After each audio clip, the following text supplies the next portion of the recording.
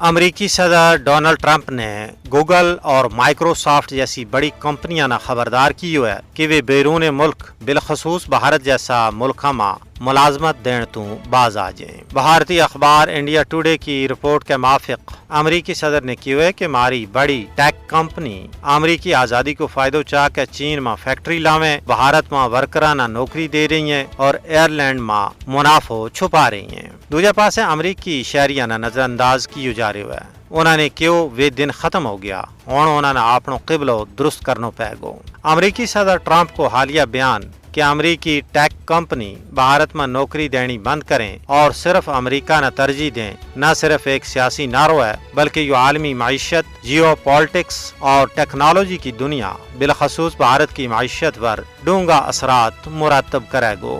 इस नाल भारत का लखा IT माहिरीन और इंजीनियर जिहड़ा अमरीकी कंपनियों में काम कर रहे हैं उन्हां का रोजगार सख्त खतरा में पै गया है।